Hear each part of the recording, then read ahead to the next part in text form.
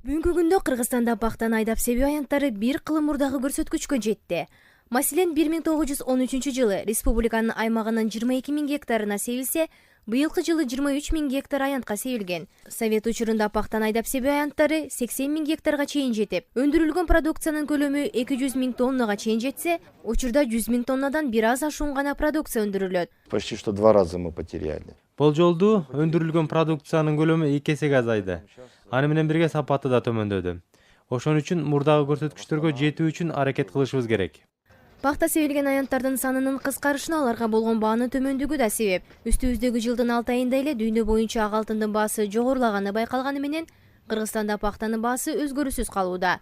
Бүгүнкү күнгө чейин дыйкандар өндүрүлгөн ак алтынды иштете турган заводдорго кандай баада сатарын жана ал баа бардык чыгымдарды жабарын билбей убара. Пактаны иштеп чыгарган ишканалар ак алтынга болгон баа октябрдын башында аныкталарын, андан кийин гана дыйкандардан продукциялар сатылып алынарын айтышат. Пактанын баасы эми биз азыр биринчи партияны чыгарып даярдап койдук, бир вагон пактаны. Ошону жөнөтөбүз, отправка кылабыз.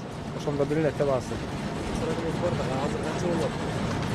Эми азыр один чыроочтун баасы 34 сом, 33 сом ушундай болот.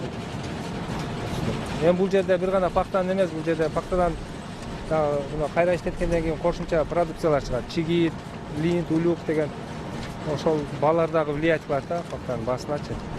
Кыргызстанда өндүрүлгөн пактанын дээрлик 90% ашыгы экспортко кетет. Бирок ишканалар продукциянын батыш өлкөлөрүнө Орусия тараптан жиберип жаткандыгы да көйгөй жаратып келет дейт.